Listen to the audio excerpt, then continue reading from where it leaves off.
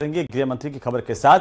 केंद्रीय गृह मंत्री अमित शाह के राजस्थान दौरे को लेकर के बड़ी जानकारी इस वक्त मिल रही है। विशेष विमान से गृह मंत्री अमित शाह जयपुर पहुंचेंगे। कल रात को 8 बजे अमित शाह जयपुर पहुंचेंगे। प्रस्तावित दौरे को लेकर के जानकारी मिल रही है। कल अमित शाह का जयपुर में ही रुकने का कार्यक्रम है। 28 सितंबर को सुबह 11:10 पर जयपुर एयरपोर्ट पर पहुंचेंगे। विशेष विमान से दिल्ली के लिए रवाना होंगे। ये बड़ी खबर इस वक्त की आ रही है। कल देर शाम गृह मंत्री अमित शाह जयपुर पहुंचेंगे। इस वक्त की सबसे बड़ी खबर है, कल रात को 8 बजे उनका कार्यक्रम है जयपुर एयरपोर्ट तक पहुंचने का। जयपुर एयरपोर्ट पहुंचने के बाद वे राजस्थान की राजधानी जयपुर में भारतीय जनता पार्टी के पदाधिकारियों से मंथन करेंगे, चर्चा करेंगे और कल अमित शाह का जयपुर में ही रुकने का कार्यक्रम है।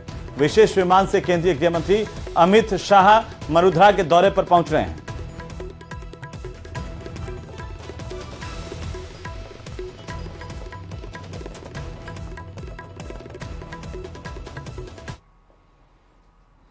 और बात करेंगे मुख्यमंत्री अशोक गहलोत की बड़ी घोषणा की। सीएम अशोक गहलोत ने बड़ी घोषणा की है। मानगढ़ धाम राष्ट्रीय स्मारक के तौर पर विकसित किया जाएगा। 100 करोड़ की लागत से विकास के कार्य होंगे।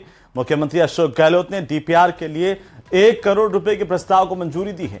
ये बड़ी खबर इस वक्त की। 100 करोड़ की लागत से विकास होगा और इसके लिए बाकायदा ये राशि मंजूर कर ली गई है। मानगढ़ धाम का कायाकल्प करने की सरकार ने ठानी है। राष्ट्रीय स्मारक के तौर पर मानगढ़ धाम विकसित होगा। 100 करोड़ की लागत से विकास के काम होंगे। इसे लेकर के सीएम अशोक गहलोत ने विकास कार्यों को मंजूरी देते हुए राशि स्वीकृत की है।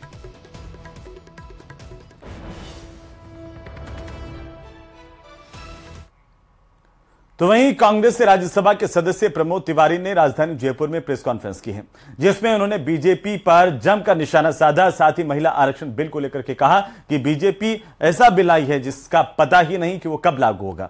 साथ ही और क्या कुछ कहा है वो भी सुनिए। ये मैं बस सिलसिले आरक्षण लाए हैं तो ऐसा 44 साल मुझे हो गए हैं सांसद या विधायक बने हुए, मैंने ऐसा विधेयक देखा ही नहीं कि कब लागू होगा उसकी तारीख ही नहीं। कह रहे शायद हम 29 तक लागू कर लें, हो ही नहीं सकता। अभी आप देख लीजिएगा संसद जब भी हुई 10-11 साल चले और फिर डिलिमिटेशन और 3-4 साल चलेगा। तो ऐसा माला पहन रहे हैं वो जो लागू हो गया। तो वहीं विधानसभा चुनाव को लेकर के बीजेपी आक्रामक मोड में है और इसी को लेकर के आज एक बड़ी बैठक का आयोजन राजधानी जयपुर में किया गया, जिसमें बीजेपी के तमाम बड़े नेता शामिल हुए हैं। इनमें बीजेपी के अलग अलग राज्यों के दिग्गज नेता भी शामिल हुए। बैठक की जानकारी देते हुए केंद्रीय मंत्री प्रहलाद जोशी ने कहा कि चुनाव को लेकर हुई बैठक में नेताओं के बीच में कोऑर्डिनेशन को लेकर चर्चा हुई है। साथ ही उन्हें विधानसभा केंद्रित कार्यक्रम भी सौंपे गए हैं। वहीं इसके साथ ही उन्होंने कांग्रेस की सरकार पर कानून व्यवस्था को लेकर के जोरदार निशाना साधा।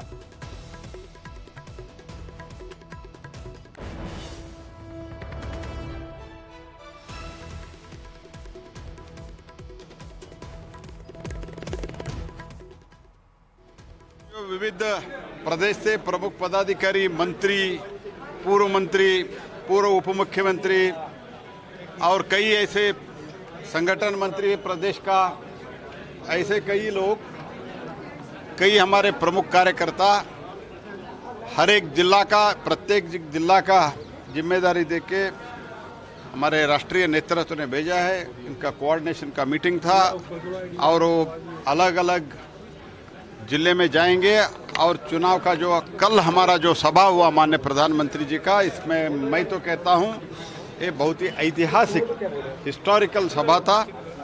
तो इस सभा के बाद आज ये बैठक हुआ है। कल से प्रत्येक जिला में विधानसभा केंद्रित बहुत ही कार्यक्रम हमने दिया है। तो ये गहलोत सरकार में क्या चल रही है तो मैं समझ, तो सारे दुनिया में ये राजस्थान का जो इज्जत है, राजस्थान का एक रेपुटेशन है, ये रेपुटेशन खराब हो रहा है। He is totally spoiling the reputation of Rajasthan. बहुत ही दर्दनाक बात है और चीफ मिनिस्टर पूरा कंट्रोल खो चुका है। He has absolutely no control over the administration. तो वहीं केंद्रीय मंत्री प्रहलाद जोशी ने बड़ा बयान दिया है। राहुल गांधी के बयान को लेकर जोशी ने निशाना साधा। कहा कि राहुल गांधी ने स्वीकार किया राजस्थान में हार रहे हैं, ये राहुल गांधी ने स्वीकार कर लिया है। उन्होंने कहा कि मध्य प्रदेश, छत्तीसगढ़ में भी हम प्रचंड बहुमत से जीत रहे हैं। स्टेटमेंट मैं आपके ध्यान में लाना चाहता हूं। राहुल गांधी जी ने ऐसे तो बताया हम 2 राज्यों में जीत रहे हैं, राजस्थान में कंपटीशन में है। तो मैं कहना चाहता हूं आप तो वो 2 राज्य में भी आप जीत नहीं रहे हैं, और राजस्थान में तो आप तो जीत से बहुत बहुत दूर है, और मध्य प्रदेश में भी हम, छत्तीसगढ़ में हम प्रचंड बहुमत से जीतने जा रहे हैं। तो इसलिए राहुल गांधी स्वयं स्वीकारा है कि तो वहीं इंडिया गठबंधन बनने के बाद प्रदेश में गठबंधन की चर्चाएं जोरों पर हैं और कांग्रेस में तो गठबंधन के कयासों के साथ ही सियासी संग्राम भी शुरू हो गया है। देखिए बाबूलाल धायल की यह खास रिपोर्ट है।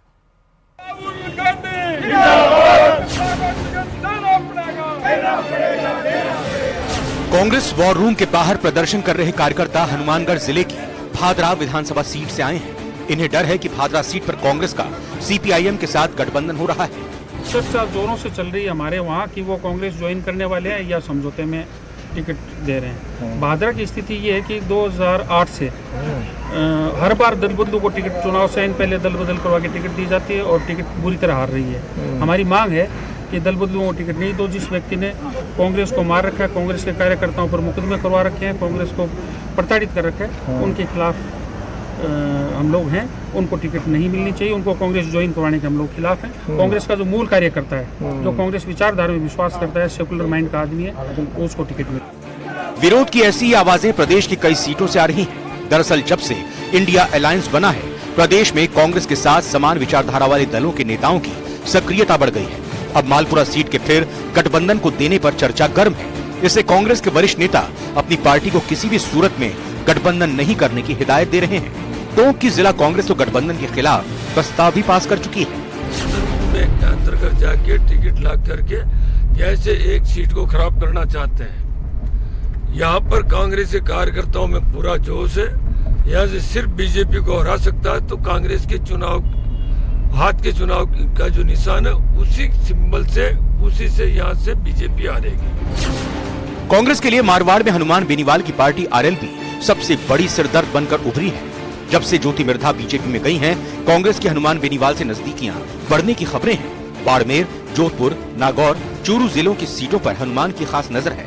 बायतू में आरएलपी उम्मीदवार उम्मेद राव ने पंजाब के प्रभारी और कांग्रेस विधायक हरीश चौधरी के सामने चुनौतियों का पहाड़ खड़ा कर रखा है। आरएलपी की सभाओं में उमड़ती भीड़ हरीश की चिंता बढ़ाने के लिए काफी है। ये गठबंधन, गठजोड़, सुपारी, ये कांग्रेस की राजनीति के अंदर, कांग्रेस के संगठन के अंदर, कांग्रेस के नेताओं में, कार्यकर्ताओं में इस तरह की सोच का कोई स्थान ही नहीं है। इसलिए मैं माफी चाहता हूं कि कांग्रेस के किसी कार्यकर्ता के सामने सवाल ये बिल्कुल ही, क्योंकि उनके जहन में इस तरह की चीजें है ही नहीं। ये और किसी स्कूल से सिखाई जाती है, समझाई जाती है। हम जैसे स्कूल के छात्र हैं कांग्रेस के, उसके अंदर इस तरह की चीजें का कोई सवाल हम लोगों के जहन के अंदर रहता ही नहीं। गठबंधन पर कांग्रेस को ना उगलते बन रहा है और ना ही निकलते। पार्टी सेकुलर वोटों का बिखराव हर हाल में रोकना चाहती है, तो हनुमान को साथ रख जाट मतदाताओं के साथ जाट बाहुल्य एससी के रिजर्व सीटों पर भी जीत चाहती है। उसने कह दिया कि वहाँ की लीडरशिप के साथ कंसल्ट करके सीडब्ल्यूसी में खड़गे जी ने बहुत क्लियर कहा कि जो अलायंस होगा वो पहले वहाँ की लीडरशिप के साथ बात करके उस स्टेट की लीडरशिप के आपको ये कैसा रहेगा, कैसे है, तो उनको कंसल्ट किया जाएगा, उसके बाद खबर है कि वसुंधरा राजे के साइडलाइन किए जाने पर कांग्रेस सत्ता में वापसी को लेकर ज्यादा ही उत्साहित है। मगर वो ये भी भलीभांति जानती है कि बीजेपी का मुकाबला करने के लिए उसे आरएलपी, सीपीआईएम, आरएलडी जैसे दलों का साथ भी चाहिए। पर पार्टी ग्रासरूट वर्कर के विरोध के बाद वो गठबंधन की कितनी हिम्मत जुटा पाएगी और पार्टी का आला कमान किस तरह इस पर फैसला लेगा, इस पर फिलहाल कुछ कहा नहीं जा सकता। गठबंधन की अटकलों से कांग्रेस पार्टी में घमासान मचा हुआ है। पार्टी का मूल कार्यकर्ता फिर आशंकित है कि उसकी सीट कहीं गठबंधन का हिस्सा ना बन जाए। इसलिए भरतपुर से लेकर मालपुरा तक और बायतू से लेकर भादरा तक विरोध के स्वर सुनाई पड़ रहे हैं। मगर पार्टी के बड़े नेता चाहते हैं कि इंडिया अलायंस के जो भी दल हैं उनको साथ लेकर चुनाव लड़ा जाए, ताकि पार्टी को फिर से सत्ता हासिल हो सके। ऐसे में पार्टी जब अपने ही विरोध कर रहे हैं तो गठबंधन का धर्म किस तरह से निभाएगी, ये इस चुनाव में देखना बाकी है। कैमरा पर्सन शेर सिंह के साथ बाबूलाल धायल, न्यूज 18 जयपुर। तो चलिए आगे बढ़ेंगे और इसी बीच राजधानी जयपुर से बड़ी खबर मिल रही है। मुनेश गुर्जर के निलंबन से जुड़ी सबसे बड़ी अपडेट आ रही है। राजस्थान हाईकोर्ट में मुनेश गुर्जर की ओर से एक याचिका पेश की गई है। हाईकोर्ट एकल पीठ में इस पूरे मामले को लेकर के कल सुनवाई होगी। जस्टिस इंद्रजीत सिंह की एकल पीठ में सुनवाई होनी है। एडवोकेट विज्ञान शाह ने यह याचिका दाखिल की है। आपको बता दें कि इस मामले में आज राज्य सरकार ने भी एक कैविएट दाखिल की और कैविएट के जरिए कहा कि कोई भी अगर सुनवाई होती है तो उसमें राज्य सरकार का पक्ष जरूर शामिल किया जाए। तो ये बड़ी खबर है। मुनेश गुर्जर की ओर से याचिका पेश की गई है। हाईकोर्ट एक बार फिर से पहुंची है। पिछली दफा जब हाईकोर्ट पहुंची थी तो उन्हें राहत मिली थी हाईकोर्ट से, और एक बार फिर से याचिका के जरिए हाईकोर्ट पहुंची हैं मुनेश गुर्जर।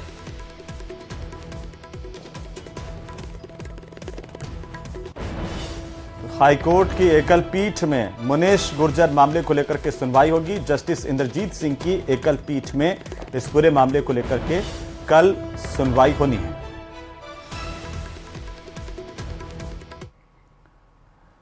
तो वहीं करीब एक साल पहले मिड डे मील में कथित भ्रष्टाचार के मामले में आज ईडी एक्शन में नजर आई और ईडी ने राजस्थान सरकार में गृह राज्य मंत्री राजेंद्र यादव समेत उनके करीबी पार्टनर कमलजीत राणावत के घर और दूसरे ठिकानों पर छापेमारी की है। मिड डे मील घोटाला मामले को लेकर के करीब एक साल पहले आयकर विभाग ने भी छापेमारी कार्रवाई की थी। रिपोर्ट देखिए। एक्शन मोड में ईडी, मंत्री राजेंद्र यादव के घर ईडी का छापा, करीबी कमलजीत राणावत के घर भी छापा। भ्रष्टाचार करने वाले ऐसे लोगों के ठिकानों पर छापे की कार्रवाई शुरू की है जो बड़े पैमाने पर कमीशन खोरी के साथ साथ बच्चों के निवाले में घोटालेबाजी कर रहे थे। इस वक्त हम कमलजीत राणावत के यहाँ पर खड़े हैं।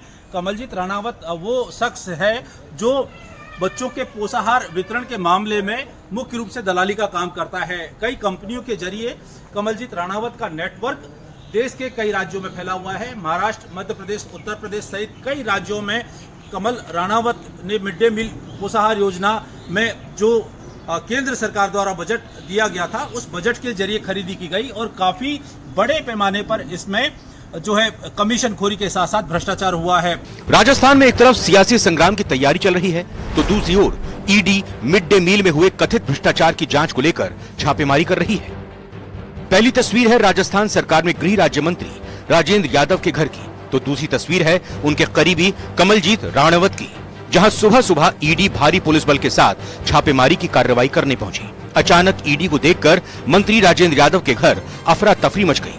करीब 8 घंटे की छानबीन के बाद ईडी की टीम मंत्री के आवास से बाहर निकली और गाड़ियों में बैठकर रवाना हो गई। दो अलमारी के, तो एक बक्सा 2 अलमारी का। क्या निकला? कुछ भी नहीं है, पन्नी पड़ी है बस। किस का तोड़ा है? अलमारी का। कितनी अलमारी? कोई 2 और एक बक्सा का।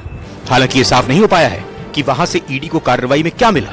आयकर विभाग ने करीब 1 साल पहले इस मामले में कार्रवाई की थी, जिसके बाद अब ईडी भी एक्टिव हो गई है। ईडी ने मंत्री राजेंद्र यादव के कोटपुतली आवास से छापेमारी की कार्रवाई शुरू करते हुए करीब 10 ठिकानों पर छापेमारी की, जबकि भ्रष्टाचार के मास्टरमाइंड कमलजीत सिंह राणावत के वैशाली नगर स्थित ठिकानों पर छापा मारा। कांग्रेस ने मंत्री राजेंद्र यादव के ठिकानों पर ईडी की कार्रवाई पर सवाल उठाए हैं। सीबीआई, इनकम टैक्स, ये सारे संगठन वैसे ही काम कर रहे हैं जैसे किसी पार्टी का फ्रंटल ऑर्गेनाइजेशन काम। ये मैं आरोप जिम्मेदारी से लगा रहा हूं। राजस्थान में देखिए क्या होता है, क्योंकि मोदी जी आ गए यहाँ कमजोर हैं, तो देखिए कब आती है, आएगी चुनाव के बाद। ईडी की ये कार्रवाई जयपुर के अलावा बहरौड, कोटपुतली, शाहपुरा में की जा रही है। चूंकि मंत्री राजेंद्र यादव की यहाँ आयकर विभाग की छापे की कार्रवाई में जो दस्तावेज मिले उनमें सारा काम पाक साफ मिला, पूरा काम बिलिंग पे मिला, लेकिन जो खरीदारी हुई है वो निर्धारित दरों से ज्यादा दरों पर हुई है, यानी कहीं ना कहीं कमीशन खोरी का खेल इसमें हुआ है। अब ईडी इस पूरे नेक्सस की जांच कर रही है कि जो मिड डे मील योजना का पैसा केंद्र सरकार द्वारा आम बच्चों को भेजा जाता है, स्कूली बच्चों को भेजा जाता है, उस बच्चों के निवाले को डकारने वाले कौन कौन से ऐसी कंपनियां हैं, कौन कौन से ऐसे लोग हैं, जो इस पूरे मामले में लिप्त हैं। ईडी की कार्रवाई अभी भी जारी है और कई अहम दस्तावेज इसमें आयकर विभाग को भी मिले थे और ईडी की जांच में भी कई चौंकाने वाले खुलासे हो सकते हैं, क्योंकि कमीशन खोरी और भ्रष्टाचार का जो पैसा जिन कंपनियों के जरिए गया है, ईडी मनी लॉन्ड्रिंग एक्ट के तहत ऐसे मामलों की अब जांच करेगी और जो दोषी लोग हैं उन पर ईडी सख्त कार्रवाई कर सकती है। राकेश शर्मा, न्यूज 18 राजस्थान, जयपुर। वहीं ईडी की कार्रवाई को लेकर के गृह राज्य मंत्री राजेंद्र यादव ने आज प्रेस कॉन्फ्रेंस की और कहा कि सत्य को परेशान किया जा सकता है लेकिन पराजित नहीं किया जा सकता। मिड डे मील के गड़बड़ झाले में हमारा कोई रोल नहीं है। हम सरकारी काम करते ही नहीं। मिड डे मील में ना तो हम टेंडर डालने वाले हैं, ना मेरा परिवार उसमें कहीं सप्लायर है। हम सरकारी काम करते ही नहीं है कभी, ना हमारे बस का है कि वो जाकर के काम करना। जो वहाँ काम लेते हैं वो लोग हमसे अगर माल ले जाते हैं तो हमारा उसमें कोई कहाँ से इन्वॉल्वमेंट होता है। अब उन चीजों को मनगढ़ंत बना करके जोड़ना, मुझे नहीं लगता कि ये कोई एक वो है। तो खबरें अभी और भी हैं, लेकिन फिलहाल वक्त एक छोटे से ब्रेक का। जल्द लौटते हैं, आप देखते रहिए न्यूज 18 राजस्थान। फिर से आपका स्वागत। अगली खबर का रुख करेंगे। विधानसभा चुनाव से पहले गृह राज्य मंत्री राजेंद्र यादव के घर और व्यावसायिक प्रतिष्ठानों पर प्रवर्तन निदेशालय की कार्रवाई के बाद बीजेपी हमलावर है। केंद्रीय जल शक्ति मंत्री गजेंद्र सिंह शेखावत ने राज्य सरकार पर भ्रष्टाचार को लेकर तीखा प्रहार किया। उन्होंने क्या कुछ कहा, सुनिए। शुरुआत हुई है, ये मुझे लगता है कि सदी की सबसे भ्रष्ट सरकार है और ऐसा केवल मैं ही नहीं कहता, उन्हीं की पार्टी के लोगों ने भी कहा है, सदन पर भी कहा है, सदन के पटल पर भी और सड़क पर खड़े होकर के भी कहा है, सभाओं में भी कहा है और जनसभाओं में भी कहा है। तो ऐसे भ्रष्ट लोगों के खिलाफ निश्चित रूप से कार्रवाई होनी ही चाहिए और मुझे लगता है कि भ्रष्टता के खिलाफ या भ्रष्टाचार के खिलाफ कार्रवाई हो, देश उस कार्रवाई के साथ में खड़ा है। डेंगू की, राजस्थान में इस साल डेंगू तेजी से पैर पसार रहा है और अगर बात करें सितंबर महीने की तो सिर्फ एक महीने में ही प्रदेश में रिकॉर्ड तोड़ डेंगू के आंकड़े सामने आए हैं, जो कि काफी डरावने हैं। ये खास रिपोर्ट देखिए।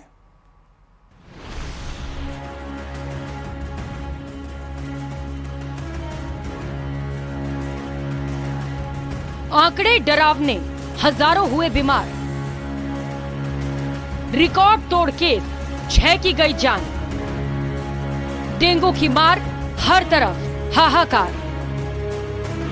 राजस्थान में मॉनसून के कमजोर होने के साथ ही मौसमी बीमारियां डेंगू और मलेरिया तेजी से बढ़ने लगी हैं और इस साल डेंगू तेजी से पैर पसारता नजर आ रहा है। डेंगू से बीमारों की संख्या कम होने का नाम नहीं ले रही और हर रोज तकरीबन 100 लोग डेंगू की चपेट में आ रहे हैं। आलम यह है कि सूबे में इस बीमारी की चपेट में आने वालों की संख्या तकरीबन 3000 के पार पहुंच गई है और डेंगू के प्रकोप से जान माल के नुकसान में भी तेजी आ रही है। मिली जानकारी के मुताबिक अकेले कोचिंग नगरी कोटा में भी आंकड़े 1000 के पार पहुंच गए हैं। राज्य में तेजी से बढ़ रहे मामले बेकाबू होते नजर आ रहे हैं। ऐसे में सूबे के लोग भी काफी डरे हुए हैं। प्रदेश में सितंबर महीने में डेंगू के रिकॉर्ड तोड़ केस दर्ज किए गए हैं। सितंबर महीने ने पिछले 8 महीनों का रिकॉर्ड तोड़ दिया है। अकेले सितंबर महीने में 2861 नए केस सामने आए हैं। तो वहीं बात करेंगे सितंबर के पहले की, तो प्रदेश में अगस्त तक डेंगू के 2847 पॉजिटिव केस दर्ज किए गए थे। तो वहीं डेंगू की चपेट से कुल 6 मरीजों की जान चली गई है। प्रदेश में डेंगू का प्रकोप सबसे ज्यादा कोचिंग नगरी यानी कि कोटा में देखने को मिला है। कोचिंग सिटी में डेंगू का डरावना आंकड़ा 1000 के पार पहुंच गया है। पिछले 24 घंटों के अंदर जिले में 13 नए मरीज सामने आ चुके हैं। जिले में डेंगू ने सबसे ज्यादा कोचिंग छात्रों को अपनी चपेट में लिया है। पॉजिटिव मरीजों में 370 से ज्यादा कोचिंग छात्र शामिल हैं। कोटा में चिकित्सा विभाग डेंगू की रोकथाम के लिए तमाम प्रयास तो कर रहा है, लेकिन धरातल पर कुछ नजर नहीं आ रहा। न ही डेंगू के आंकड़ों में कमी नजर आ रही है। हेल्थ एक्सपर्ट और चिकित्सकों की माने तो डेंगू बुखार से बचने का सबसे बेहतर उपाय है कि दिन के समय मच्छरों से खुद को बचाया जाए, क्योंकि डेंगू के मच्छर अधिकतर दिन में ही काटते हैं और हो सके तो ज्यादा से ज्यादा वैसे कपड़े पहने जो आपके पूरे बदन को ढक सके। और आमतौर पर डेंगू के मच्छर कूलर, खाली कंटेनर, फूलदान जैसे तमाम बर्तन में रखे ठहरे और साफ पानी में प्रजनन करते हैं। इसीलिए बेहतर होगा कि इस तरह के जगह पर पानी इकट्ठा न होने दें, जिससे डेंगू फैलाने वाले मच्छरों की संख्या में हो रही बढ़त को काफी हद तक रोका जा सके। Bureau report, news 18।